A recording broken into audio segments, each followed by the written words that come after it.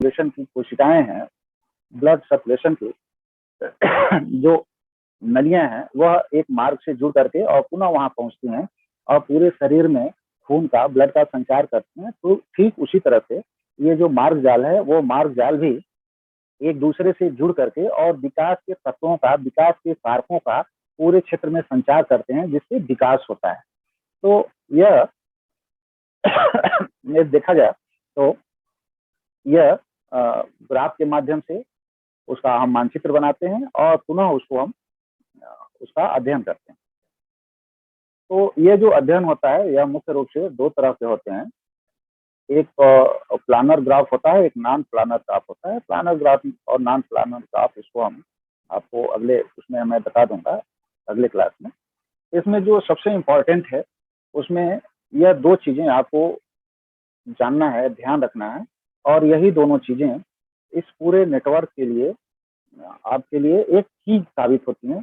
जैसे कोई भी जो परिवहन जाल है, ट्रांसपोर्ट नेटवर्क है, उस ट्रांसपोर्ट नेटवर्क में वो सड़कें या हवाई मार्ग जो होते हैं, कोई भी मार्ग ले लीजिए, तो सड़कें किसी एक पर्टिकुलर जगह से शुरू होती हैं और एक जगह जाकर के खत्म होती हैं। जहाँ खत्म होती हैं, वहां से दूसरा मार्ग शुरू हो जाता है और पुनः वहां से वह कहीं और पहुंचाता है। तो इस तरह से जो मार्ग जाल होते हैं, वे मार्ग जाल दो सेंटरों को, दो केंद्रों को जोड़ते हैं। एक ए केंद्र है और दूसरा बी केंद्र है, तो वो दोनों केंद्रों को जोड़ते हैं, पुनः बी से सी को जोड़ते हैं, सी से डी को जोड़ते हैं। तो ये जोड़ते हैं, तो इनको हम पहचानते हैं और पुनः उनका हम एनालिसिस करते हैं। इसमें जो जोड़ने वाली भुजाएं होती हैं, वो जो भुजाएं हैं, वह भुजाएं किसी न किसी केंद्र पर मिलती हैं। जैसे एक सड़क जा रही है, यदि नेशनल हाईवे 1 है, तो वह जब जाती है तो वह किसी एक बिंदु पर, किसी एक शहर पर, केंद्र पर, चौराहे पर वह जाकर के मिलती है दूसरे सड़कों से या दूसरे जो परिवहन के साधन है, परिवहन के जो दूसरे रूप हैं, उनसे जाकर के वो मिलती है, दूसरी सड़कों से जाकर के मिलती है। तो जहाँ मिलती है वो, उसको हम नोड कहते हैं। जैसे एक सड़क जा रही है, कोई सड़क मान लीजिए आ रही है और आकर के गोरखपुर में मिल रही है, और गोरखपुर से फिर दूसरी सड़क आगे शुरू हो रही है। तो ये जो गोरखपुर में मिलती है आकर के, इसको जहाँ वो मिलती है वह उसका नोड हुआ। तो उसको हम क्या कहते हैं, नोड या वर्टिक्स कहते हैं। इसको आप लोग अच्छे से समझ लीजिए कि नोड या वर्टिक्स क्या होता है। नोड और वर्टिक्स वो होता है जहाँ यातायात मार्ग जो होते हैं आकर के मिलते हैं, दो यातायात मार्ग आकर के मिलते हैं, जिसको हम चौराहा कहते हैं आम भाषा में। तो वो उसको हम नोड या वर्टिक्स कहते हैं। अब दो जो नोड होते हैं, उन नोड के बीच जो सड़क उन दोनों नोड को जोड़ती है, जो वह एक सड़क होती है, उसको एक आर्म से आप भुजा कह सकते हैं, उनको एड्ज कहते हैं। तो इसमें दो चीजें आपको बिल्कुल याद रखनी है, कंफर्म रखनी है, कि जो चौराहे होते हैं, उन चौराहों को हम नोड या वर्टिक्स कहते हैं, और उन चौराहों को जोड़ने वाली जो सड़क होती है, उस सड़क को हम एज कहते हैं। तो इन्हीं के माध्यम से हम फिर उसकी कनेक्टिविटी का हम एनालिसिस करते हैं। तो आइए हम देखते हैं, एक इसको हम एक एक्सरसाइज के माध्यम से समझने का प्रयास करते हैं।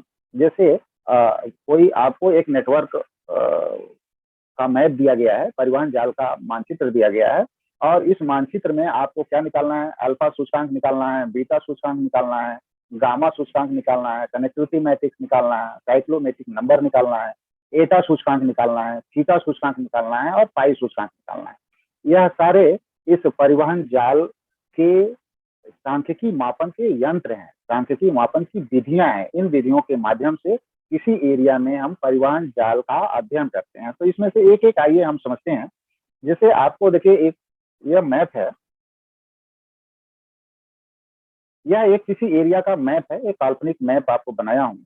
आपको जो भी मैप मिलेगा, उस मैप में यहाँ देखिए नीचे जो है, आपको एक स्केल भी दिया रहेगा। आप जानते हैं भूगोल में स्केल के बिना स्केल का कोई मैप नहीं होता है, वो एक केवल फिगर या चित्र हो जाता है। तो ये दिया गया है, एक मैप दिया गया है। इस मैप को हम समझते हैं। जैसे देखिए, यहाँ V1 लिखा है और यहाँ V2 लिखा है। तो V1 और दिखा V2 नहीं रहा है सर। स्क्रीन पे फर्स्ट पेज वो इंट्रोडक्शन वाला पेज ही दिखा रहा है, सेकंड चेंज कीजिए तब तो वो देखेंगे हम लोग। अच्छा, नहीं दिखा रहा है? हाँ हाँ, नहीं सर, नहीं दिख रहा है। अच्छा, मैं फिर से शेयर कर देता हूँ। अब दिखा? हाँ सर, अब दिखा। जी सर, दिखाई दे रहा है। अब देखिए ये एक आपको मैं फिर से बता देता हूँ, एक जो मैं बताया हूँ इसको हम लोग एक एक्सरसाइज के माध्यम से समझने का प्रयास करते हैं। जैसे किसी एरिया का परिवहन जाल का एक मानचित्र दिया हुआ है और उस मानचित्र का हमको अध्ययन करना है, उसका अल्फा सूचकांक निकालना है, बीटा सूचकांक निकालना है, गामा सूचकांक निकालना है, कनेक्टिविटी मैट्रिक्स निकालना है, साइक्लोमेट्रिक नंबर निकालना है, एटा सूचकांक निकालना है, थीटा सूचकांक निकालना है और पाई सूचकांक निकालना है।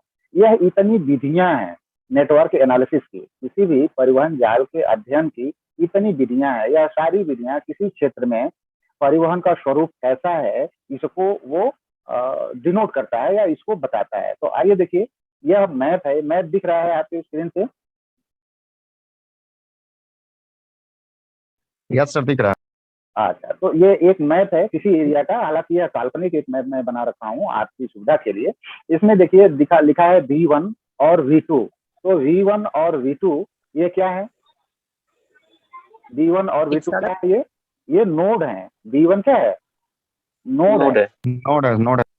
अब V1 इसको और आसान भाषा में समझिए कि जो V1 है यह एक चौराहा है, मान लीजिए चौरी चौराहा है, और जो V2 है यह दूसरा चौराहा है, मान लीजिए ये गोरखपुर है ना। तो अब इन दोनों को, हाँ, इन दोनों को जोड़ने के लिए एक सड़क है जिसका नाम दिया गया है E1। अब E1 क्या हो गया? E1 ईज हो गया। एक E1 क्या हो गया? एक ईज हो गया, यह भुजा हो गई, आर्म हो गई। इसी तरह से देखिए यहाँ V2 है और यहाँ V3 है। तो V2 क्या हो गया? V2 नोड हो गया या वर्टेक्स हो गया। और V3 क्या हो गया? यह भी एक नोड हो गया। हाँ, चौराहा हो गया, नोड हो गया। अब V2 और V1 को जो सड़क जोड़ रही है यह इसका क्या हो गया? ईज हो गया। तो यह ईज कौन सा है? E2 इसको नाम दिया गया है। इस तरह से आप देखिए तो इस पूरे मानचित्र में E1, E2, E3, E4, E5, E6 और E7, कुल 7 क्या है? ईज है। कुल 7 भुजाएं हैं, कुल 7 सड़कें हैं जो विभिन्न नोडों को क्या करती हैं? ये जोड़ती हैं। अब नोड कौन कौन से हैं? V1 पहला नोड हो गया, V2, V3, V4, V5, V6, यह 6 क्या हो गए? चौराहा नोड हो गए। ये नोड हो गए, नोड में चौराहा। ये 6 नोड हो गए और 7 क्या हो गए? ईज हो गए, यानी सड़कें हो गई, भुजाएं हो गई, है ना। तो किसी एरिया का, एक काल्पनिक एरिया है, इस एरिया का हमको पीछे जो मेथड्स बताए हैं, अल्फा, बीटा, गामा, थीटा, ये सारी कनेक्टिविटी मैट्रिक्स, तो यह सारी चीजों का अध्ययन आपको करना है। तो आइए एक एक को मैं बताता हूँ कि आपको एक एक हम कैसे इसका निकालते हैं या उसका क्या मान होता है, क्या वैल्यू होता है। देखिए, यह पहले आपको मैं बताऊं कनेक्टिविटी मैट्रिक्स। कनेक्टिविटी मैट्रिक्स आपको यह बताता है कि कौन सा ऐसा नोड है, नोड में चौराहा, कौन सा ऐसा नोड है जहां कनेक्टिविटी सबसे अच्छी है। तो यदि किसी ऐसे नोड की कनेक्टिविटी अच्छी है तो जाहिर सी बात है कि वहां विकास के चरों का जो संकेंद्रण होगा वो सबसे ज्यादा होगा। विकास के चर वहां सबसे ज्यादा पहुंचेंगे, वहां हम आसानी से पहुंच सकते हैं, इसलिए विकास के चर वहां सबसे ज्यादा पहुंचेंगे। पूरे भारत में, दुनिया के संदर्भ में आप देखेंगे तो जहां जिसकी नोडलिटी सबसे ज्यादा है वहां विकास सबसे ज्यादा हुआ है। जैसे उदाहरण के तौर पे विश्व परिप्रेक्ष्य में आप लेते हैं तो सिंगापुर, सिंगापुर में कुछ नहीं है, सिंगापुर में कुछ नहीं है, छोटे छोटे द्वीप हैं। सिंगापुर क्या करता है, उसकी लोकेशन इस तरह से है, उसकी ऐसी अवस्थिति है कि पूरे एशिया सहित पूरे विश्व की जो जहाजें हैं पानी की, जब वह जाती हैं तो वो अपना राशन पानी लेने के लिए, जहाजों की मरम्मत के लिए और वो फ्यूल के लिए या विभिन्न कार्य के लिए वो सिंगापुर रुकती हैं और सिंगापुर उनको वो सुविधाएं उपलब्ध कराता है। तो सिंगापुर से आप यदि चाहें तो जल मार्ग के साधन को कहीं भी, दुनिया के सारे साधन सिंगापुर से मिल जाएंगे क्योंकि वहां से जहाजें आती जाती हैं। तो सिंगापुर, कोई माल यदि आपको अमेरिका से मंगवाना हो तो सिंगापुर में आसानी से आ जाएगा, और कहीं मंगाएंगे तो उतनी आसानी से नहीं आएगा क्योंकि हर जहाज सिंगापुर होकर के जाती है। तो सिंगापुर की जो पूरी इकोनॉमी है वह पूरी इकोनॉमी ही उसी पे डिपेंड है, इस पे, परिवहन पे। क्यों? क्योंकि उसकी नोडलिटी बहुत ज्यादा है, उसका कनेक्टिविटी जो मैट्रिक्स है वो बहुत ज्यादा, चारों तरफ से जहाजें आकर के वहां रुकती हैं, इसलिए वहां कुछ भी ले जाना हो या वहां से कहीं भी भेजना हो तो आसान हो जाता है। इसी तरह से जो स्वेज नहर को आप उदाहरण लीजिए, स्वेज नहर, जो स्वेज नहर किसको किसको जोड़ती है? लाल सागर को और भूमध्य सागर को, और भूमध्य सागर को। भूमध्य सागर को। तो जो स्वेज नहर है वह सुएज नहर मिस्र के अधिकार क्षेत्र में है, मिस्र के क्षेत्र में है, इसलिए सुएज नहर से दुनिया की सारी जहाजें होकर के जाती हैं। यदि सुएज नहर से न जाए तो फिर साउथ में केप ऑफ हॉर्न से मुड़ करके उनको जाना पड़ेगा, अफ्रीका के दक्षिण से होकर के जाना पड़ेगा, तो उनको दूरी बहुत चलनी पड़ेगी। तो इसलिए वह सुएज नहर से होकर के जाती हैं, अमेरिका तक चली जाती हैं, यूरोप तक चली जाती हैं, भारत, सिंगापुर, जहां चाहे वहां आ जाती हैं। इसीलिए मिस्र के पूरे इकोनॉमी का 30% हिस्सा केवल सुएज नहर से मिलता है। आप समझिए कि उसकी नोडलिटी इतनी अच्छी है कि उसकी 30% इकोनॉमी उस पर डिपेंड है, मिस्र पे डिपेंड है। क्यों? क्योंकि उसका कनेक्टिविटी जो मैट्रिक्स है वो बहुत अच्छा है, कनेक्टिविटी उसकी बड़ी अच्छी है। तो इसको हम जब निकालते हैं कि किसी क्षेत्र की, किसी स्थान की, किसी नोड की नोडलिटी कैसी है, उसको जानने का एक माध्यम है कनेक्टिविटी मैट्रिक्स। तो कनेक्टिविटी मैट्रिक्स के लिए हम यह मानते हैं, यह देखते हैं कि जो नोड है, नोड कौन सा है? नोड है V1।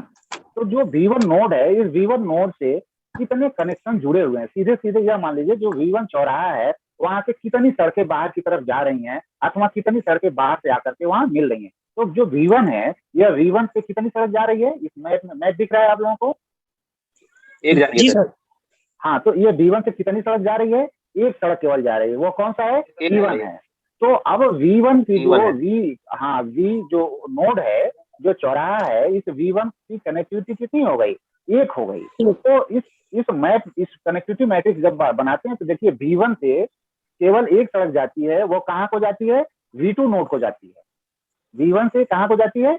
V2 नोड को जाती है। तो इसकी जो कनेक्टिविटी हो गई वह कितनी मिली? 1 मिली। इसी तरह से आइए देखिए V2 को, अब V2 एक नोड, दूसरा नोड है, तो V2 से 2 सड़कें जा रही हैं, 2 एज इसके हैं, 2 एज इसके हैं, तो यहाँ से 2 सड़कें जा रही हैं, एक जा रही है V1 को और दूसरी जा रही है V3 को।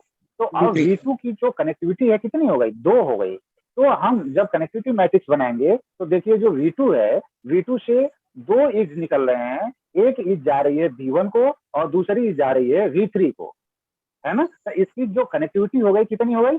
2 हो गई। यहाँ जब जोड़ेंगे तो 2 हो गई। और पहले V1 की जो कनेक्टिविटी कितनी थी? 1 थी। इसी तरह से आप देखिए, अब आइए V3 पे। एक चौराहा V3 है ना? यह एक नोड है। अब इस नोड से कहाँ को सड़कें जा रही हैं? V3 से एक सड़क जा रही है V2 को, एक सड़क जा रही है V4 को, एक सड़क जा रही है V5 को और एक सड़क जा रही है V6 को। तो इसकी जो कनेक्टिविटी हो गई वह हो गई यह एरिया V2 को जा रही है 1, 2, 3, 4। तो V3 की कनेक्टिविटी कितनी हो गई? 4 हो गई। किसके किसके लिए हुई? V2 के लिए हुई, V4 के लिए हुई, V5 के लिए हुई और V6 के लिए हुई। तो इसका जब हम मैट्रिक्स बनाएंगे, इसकी जब कनेक्टिविटी मैट्रिक्स बनाएंगे तो देखिए V3 के लिए एक सड़क जा रही थी V2 के लिए, दूसरी जा रही है V4 के लिए, तीसरी जा रही है V5 के लिए और चौथी जा रही है V6 के लिए। तो इसकी जो कनेक्टिविटी हो गई कितनी हो गई? 4 हो गई। हो गई कि नहीं हो गई? इसी तरह से आइए फिर हम मैप में देखते हैं V4 के लिए। अब V4 से जो V4 नोड है, इस नोड से केवल 2 एज निकल रहे हैं, एक जा रही है V3 को और दूसरी जा रही है V5 को। तो अब V4 की जो कनेक्टिविटी हो गई कितनी हो गई? 2 हो गई। किसके किसके लिए हुई? V3 के लिए हुई और V5 के लिए हुई। तो अब जो V4 है, यह V4 V3 के लिए और V5 के लिए। तो इसकी कनेक्टिविटी कितनी हो गई? 2 हो गई।